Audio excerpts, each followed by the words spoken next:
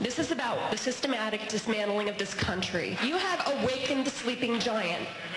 We are tired of this. This is why everybody in this room is so ticked off. I don't want this country turning into Russia, turning into a socialized country. Okay, well, good for you. I think that's incredibly hyperbolic fear, but you got to voice your question in a calm way to your senator. You can't argue with that.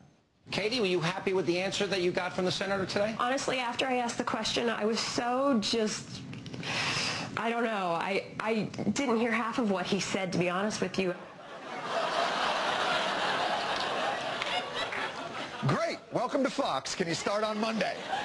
And that's not all. The left-wing blogosphere went in overdrive, accusing Katie of everything from stupidity to racism.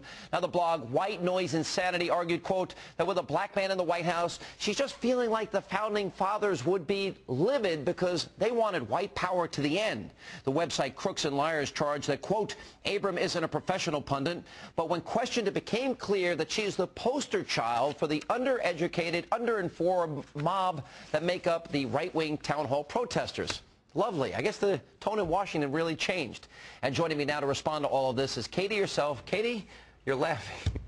Now, there has been an onslaught, and this is why I wanted to have you back. You have been under fire from the second you took on Senator Spector, and it's been personal. How bad has it gotten for you?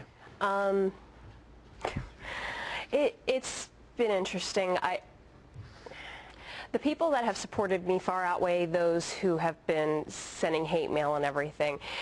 I just have to laugh seeing this because I haven't seen this. I've been trying to kind of shield myself from it. Which is very smart, by the way. Yeah, definitely. I'm like, okay, I'm undereducated and all these awful things. But you know what? Like, I've had so many people say to me, you know, you need to keep saying what you've been saying. You're speaking for me. You're speaking from your heart. The reason a lot of people don't say anything is because they're terrified this thing's going to happen to them. And honestly, bring it on. I don't care because this is too important. This is bigger than me. This is bigger than my family. This is our country. You know what's amazing, though? I mean, one person, and I was very impressed when you got up there and you said, I'm a stay-at-home mom. I have not been politically active my entire life. But the fact is you went there. It's not an easy thing to do to speak in public. Were you nervous?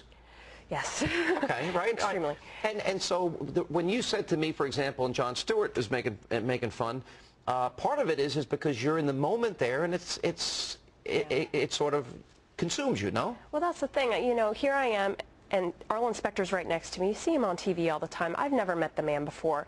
And I had been thinking about this for, I guess, about 2 weeks maybe since I had gotten the invitation in the mail. And for whatever reason, knowing that I was going to be able to hopefully go ask him a question just kept me up at night, literally. It's like, if I get the chance, what am I going to ask him, you know? And then here's the opportunity to do it.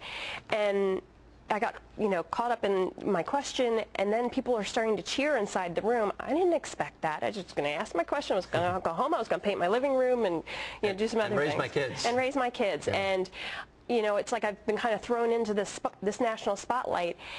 And a few times I've questioned myself of whether or not to go through with this, but my kids came home from them being away for a week, and I hugged them, and I was like, this is the reason why I have to do this. I don't want them to be paying for this for years and years. It's just not worth it. Well, what do you make of, now we've watched all these politicians attack. We see how Governor Palin's treated. We saw how George W. Bush is treated. This is the first time, though, American citizens are being attacked by a party.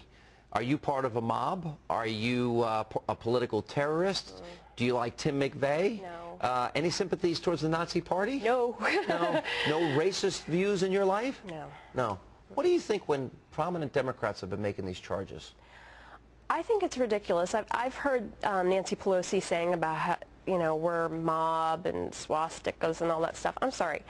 I'm a stay-at-home mom. I take care of my kids. I'm doing what I'm supposed to be doing. And you've got these people that are in charge of the country calling the people of this country awful names. Yeah.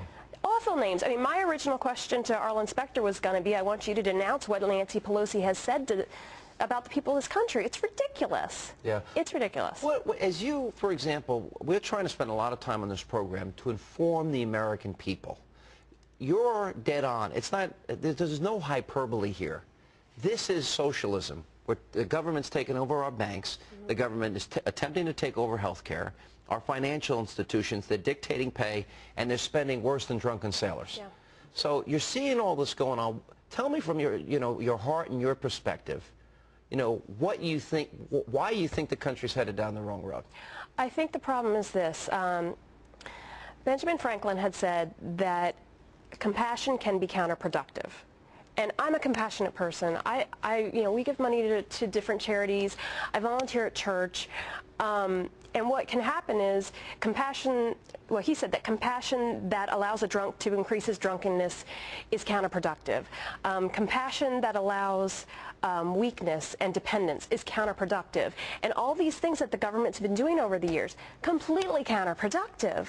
And it's taking the drive out of people. I mean, if you have 2 hot dog stands, my friend Karen told me this, she's like, if you have two hot dog stands, you got a $2 hot dog over here and a free hot dog over here, which line are you going to go to? I'm going to the free hot dog line. I'm going to the $2 one, so I don't have to wait online. That's where I'm going. But it's easy, and I don't blame the American people for that use these programs because they're there. But when another one is implemented, once the government puts their fingers in everything, you can't take that out. Katy, I want to just tell you, I think the reason that you've been under fire is because what you said to Arlen Spector resonated, and it was very effective. So congratulations. Welcome, baptism by fire. Welcome to the public arena, and we appreciate you being here. Thanks for coming back. Thank you for having me.